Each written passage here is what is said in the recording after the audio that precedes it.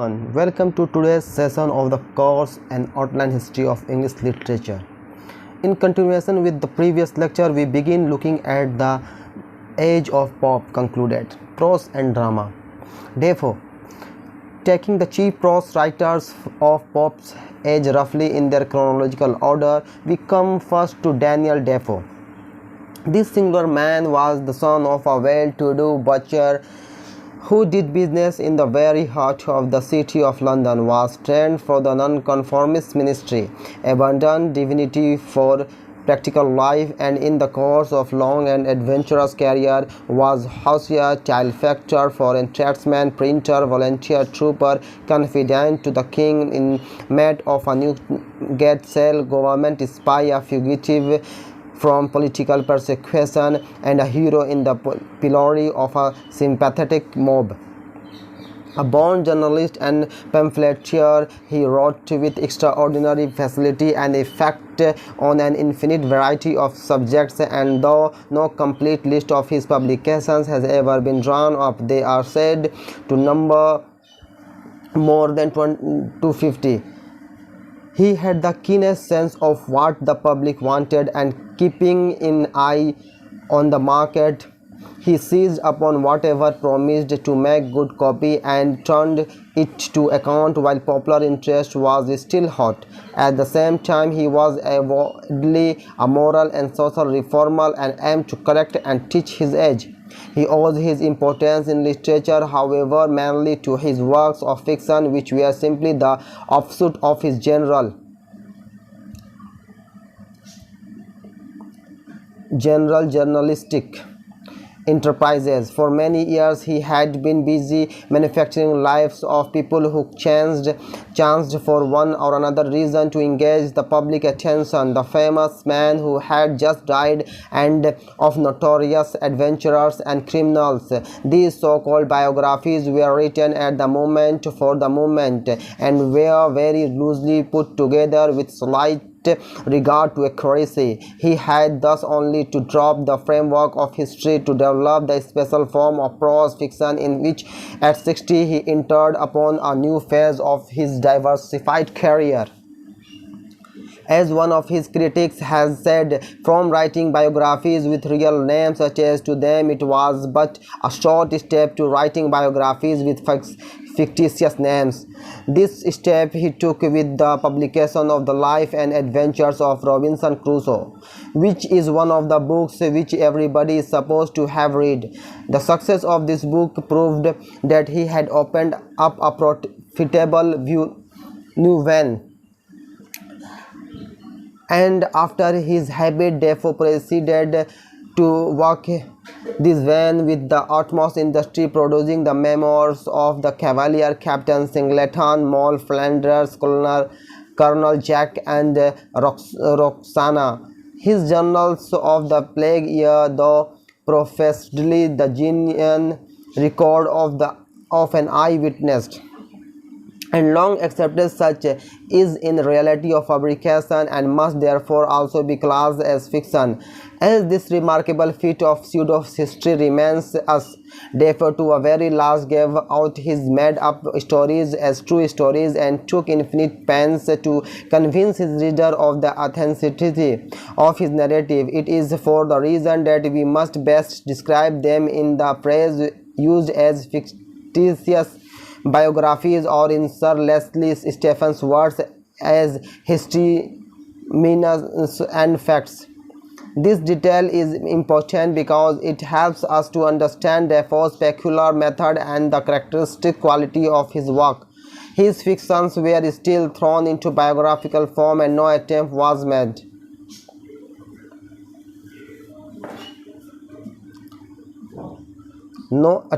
made toward the organization of the materials into a systematic plot, and since it was his object at all times to give to his inventions the air and semblance of truth, his stories are told as if they were stories of actual life in the plain matter-of-fact business-like way appropriate to stories of actual life, and with a studious avoidance of everything suggestive of artifice. Hence the extraordinary minute realism, which is recognized as an outstanding feature of his fiction. His homely, easy, colloquial style lent itself admirably to his purpose. Therefore, great importance in the history of English novel is universally admitted, though there is some dispute as to the exact significance of contribution of its development. On this question, however, we will say something when we come to deal with later chapter with the establishment of the novel shortly after his death. Swift. Next in sequence comes Jonathan Swift. By far the most powerful and original genius of his age, his life was one of the most tragic in our literary annals. Born of English parents in Ireland, he became in 1689 confidential secretary to Sir William Temple at Moor Park, Surrey. In 1694, he was presented to the living of Kilroot near Belfast. After 2 years, he returned to Moor Park and on Temple's death in 1699 became Vicar of Laracor in Ireland. He was soon a great power in politics, first on the Whig and then on the Tory side, and made his mark as a pamphleteer preferred to the deanery of St. Patrick's, Dublin in 1714. He espoused the cause of the Irish people, by whom he was so idolized that the Lord Lieutenant humorously complained that he governed Ireland only by Dr. Swift's permission. He had for many years suffered from recurrent attacks of a mysterious brain disease which made him the victim of fearful agony and even more fearful melancholia. In 1736, the disaster he had long foreseen occurred and his mind began to give way. Little by little he lost his memory completely, but he lingered on his almost unbroken misery for some years till death at last brought him a merciful release. Mental disease had undoubtedly not a little to do with Swift's ferociously pessimistic temper, but we must also remember that he was an enormously ambitious man, the failure of whose ambitions filled him with bitterness of spirit. His relations with 3 women also had their part in his unhappiness. The most important of these was Esther Johnson, or Stella as he called her, whom he first met at Temple's when he was a young man and he hardly more than a child. Whether or not a private marriage ever took place between them in one of the puzzles of an obscure love story, but we know that he was passionately devoted to her and that her death in 1728 was a blow from which he never recovered. His journal to Stella, a narrative of his life in London during the time of his greatest political activity and influence and never intended for publication, is a wonderful revelation of a real tenderness which lay concealed in the depth of his fierce and domineering nature. Swift is one of the greatest of English prose writers, as a master of simple, direct, colloquial style, a style as far as possible removed from the ornate and the rhetorical. He was few rival and no superior. His special field was satire and his favorite instrument irony, which is the art of saying one thing in order to convey another. The skill with which nominally adapted a position entirely aligned from his own, he proceeded gravely and without once dropping the mask to pour ridicule upon a very cause he is apparently supporting, is simply amazing. An excellent illustration will be found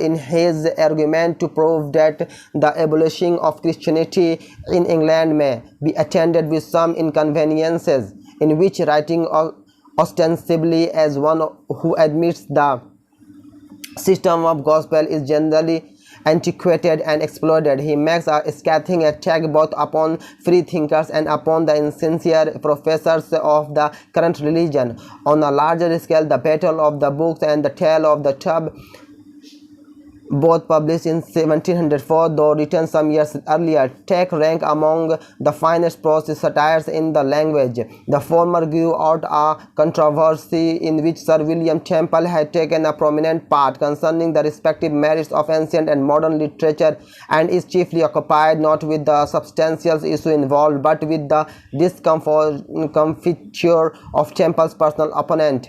The mock heroic description of the great battle in the King's Library between the rival hosts is a masterpiece of its kind. The tale of Tub, beyond all other books of the writer, contains the essence of his thought and style. It was designed to champion the Protestant Church against the pretensions of the Church of Rome and extravagances of the dissenting sects, and to exhibit the corruption of the modern Christianity. This purpose is carried out under the form of an allegorical story, the principal figure in which are the three brothers Peter, Martin, and Jack, standing respectively for the Roman Church and the English Church and the Calvinist and dissenter. Scarcely half the work, however, is connected with this central theme, the rest being composed of apologies, introduction, dedications, and digression. But these subsidiary sections dealing with the abuses of learning and other kindred subject contain some of Swift's most cant and characteristic writing. He himself said that the aim of the book was to reconcile divinity with wit. But the wit is so pungent and the satire so traffic that the general impression left is that of utter irreverence in the handling of sacred things. One other work of Swift stands in the sense of apart Gulliver's Travel, because while the rest of his production is read by students only, these, like Robinson Crusoe, are amongst the enduringly popular thing in English literature. As a matter of fact, however, in purpose, the spirit, the travels, as he himself said, are of a piece with all his writing, and were erected upon the great foundations of that misanthropy which was the basis of his thought. This most delightful of children's books therefore turns out on closer inspection to be one of the bitterest satire on mankind ever penned, and we note a significant point, the deepening of the satire as we pass from each one to the next of the four parts of which it is composed. In the Voyage to Lilliput, which is largely concerned with the English politics of the time, we have an exposure of the infinite littleness and absurd pretensions of man. In A Voyage of Brobdingnag, in which Gulliver becomes the pygmy, the same moral is driven well home, while the contempt of the writer becomes more marked. In The Voyage to Laputa, Swift scornfully attacks philosophers, projectors, and inventors, and all who waste their energies in the pursuit of visionary and fantastic things. His incidental interpretation of history and the episode of the Struldbrugs, a race of wretched creatures doomed to immortality, show the darkening of his thought. Finally, in The Voyage to the Country of the Henhams and Yahoos, Swift tears away all the accessories and artifices of civilizations and puts that animal called man before us, as he himself saw him sunk too deep in degradation as to be little better than a brute. The travel, like the rest of Swift's work, reveal him as essential a man of his time, in his want of spiritual quality, in his distrust of the visionary and the extravagant, and in his thoroughly materialistic view of life. At one most important point, however, he stands out as an exception. His age was an age of flippant and shallow optimism. The optimism of the essay of man, Swift, on contrary, was a profound pessimist. Edison and Stella. The name of Joseph Edison and Sir Richard Stella are always associated on account of their collaboration in the periodic essay. Just of an age, they met as a boy at Carter House and afterward a young man at Oxford. Then Stella went into the army, later threw himself with characteristic ardor in politics, and after ups and downs and much buffeting by fortune dies in Wales, having a Thackeray says, outlived his life, places, his schemes, his wife, his income, his health, and almost everything but his kind heart. Edison, meanwhile, gained a high reputation for classical scholarship, made the grand tour of Europe as a preparation for diplomacy, entered the House of Commons, was chief secretary for Ireland and for a year secretary of state, and died 10 years before his friend. Their characteristics were curiously contrasted. Stella was a thorough bohemian, easy-going, thriftless, careless, but full of generosity and sympathy, and with an honest love of what is pure and good. Edison was an urban and polished gentleman of exquisite refinement of taste and lofty ideas of rectitude and pity, but shy, self-conscious, and little remote and austere. These striking difference of temperament and outlook, however, were of the greatest value to both when they came to join forces in the field of periodic essay. Outside that field, both men did a good deal of miscellaneous work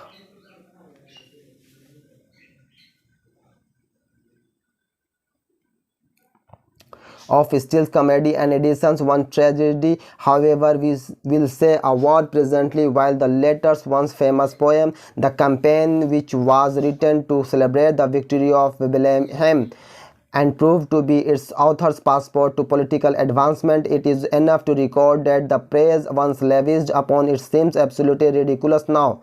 For the moment, then, we are concerned with Edison and Stella, as essayist says. Here Stella, who was always the more originative genius, led the way by the foundation of the Tattlers, the first of the long line of 18th century periodical essay. This was followed by the most famous of them, is The Spectator, in which Edison, who had contributed to his friend's former enterprise, now became the chief partner. It began on March 1, 1711, was published daily, Sunday accepted, and ran till December 6, 1712. Though some 18 months later it was revived by Edison alone and issued 3 times a week from June 18 to December 20, 1714. In its complete form, it contains 635 essays. Of these, Edison wrote 274 and Stella wrote 240, and the remaining 121 being the work of various friends. The ethical importance of what Edison and Stella together did through the medium of the periodical essay could not well be stated, while their method too is highly significant. They set themselves as moralists to break down two oppose influences, that of the profligate restoration tradition of loose living and loose thinking on the one hand, and that of Puritan fanaticism and bigotry on the other. Their method was admirable, adapted to their purpose. They did not indulge in sweeping condemnations and unqualified invectives as greatly to the damage of their cause the Puritan moralists habitually did. They wrote good humorously, met all classes of readers on their own ground, and made ample allowance for the ordinary failing of humanity, but at the same time they consistently advocated the claims of decency and sound sense. It was moreover by their use of wit, humor, and satire that they scored most. In post-restoration literature, these had commonly been employed in the service of vice and to make decency and sound sense look ridiculous. Edison and Stella turned the table upon the scoffers and got the laugh on the other side, and the gain was enormous. Thus they did much to set the conscience of their time right on the fundamental questions of social and domestic conduct, and for this reason they occupy a high place in the history of English manners during the first half of the 18th century. Nor is this all. They wrote with an educational as well as with a purely moral aim, and it was always one of their objects to extend and popularize general culture. Thus they discussed art, philosophy, the drama and the poetry, so doing not only to interest the general reader in such subject but also to guide and develop his taste. It is the Spectator, for example, that Addison first published his series of 18 papers on Paradise Lost, by which he helped to spread among English people a better appreciation of Milton and his work. In particular, they addressed themselves avowedly and directly to women, and at a time when women in society were as a rule immersed in the mere trivialities of existence. They did their best to draw them into the current of the larger intellectual life. One other aspect of Spectator deserves attention. When Addison and Steele wrote their daily miscellany, no lively picture and appeared in our literature of man and manners in the ordinary social world of their time. In the many papers in which they dealt with the leading figures of the spectacle clubs, and especially with the eccentricities of the delightful Tory squire Sir Roger de Coverley, our essays painted such a picture of and painted it admirably. For more than a century before, his satirist in verse and prose had been cultivated that what is known as character writing, taking the character of the Greek Theophrastus as their model.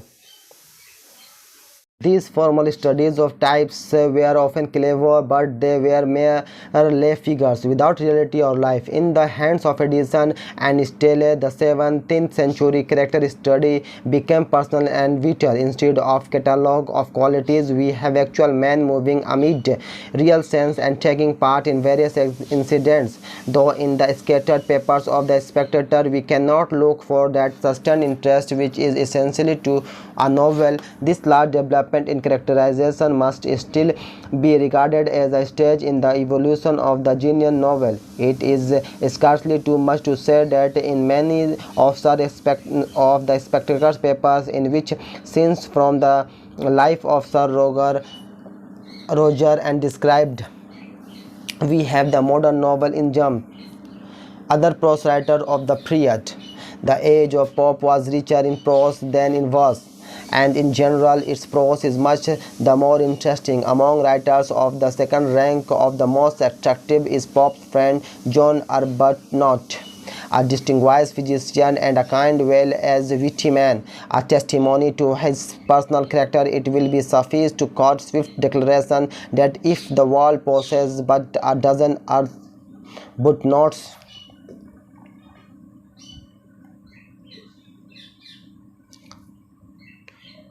he would burn his Gulliver Travels.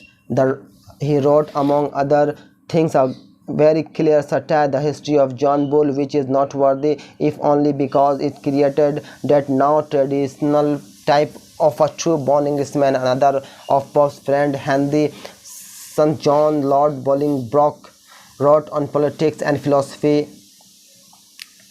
in agreeable though after showing style. Francis Atterbury was also one of Pope's intimate associates, and though his sermons and miscellaneous writings are now forgotten, he figures prominently through his religion with other in the literary history of the time. The lively Colley Cibber, the hero of the second version of Pope's Dunciad, must properly be classed among playwrights, but may be mentioned here on the strength of his entertaining apology or autobiography. Anthony III, Lord Shaftesbury, the grandson of Dryden's Achitophel, George Berkeley, and Joseph Butler belong to the special literature of the philosophy and theology, but the influence of the distinct Pop's very characteristics in popularizing the optimism which was later expressed in the essay of Man was so great, while the reputation of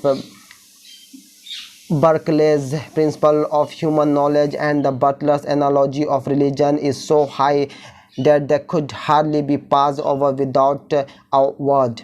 Drama. The drama of Pope's age is of slight importance, and the little has to be said about it here will have reference only to its broad historical interest. From the literary point of view, the most noteworthy work in tragedy was done by Addison in his Cato, which was an attempt to introduce to the English stage the decorous and rhetoric drama of the French school. It contains a few rather fine passages,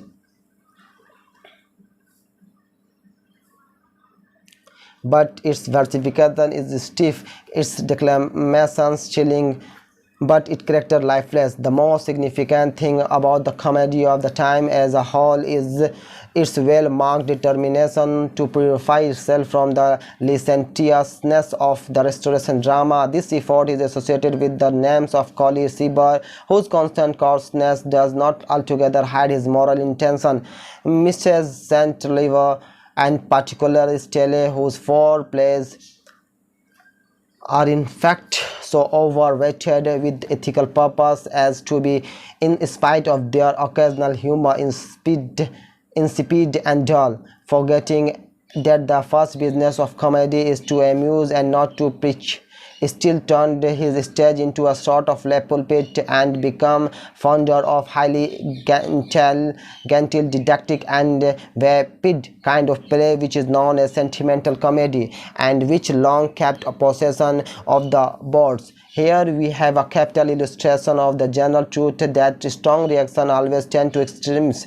With this sentimental comedy, we may connect the experiment of George Lillo in his London Merchant or history of George Burnwell and Fatal Curiosity to establish a domestic drama, or from a tragedy the character and incident of which were to be taken from common life instead of from history or romance. Lillo was a tradesman and a nonconformist, and his didactic stress is another sign of the power of that middle-class moral spirit which we have marked elsewhere in literature of the period under the review. This is all over about the Pope's age. So with this we begin to wind up today's lecture. Thank you for listening and look forward to see you in next class. Thank you. That's all.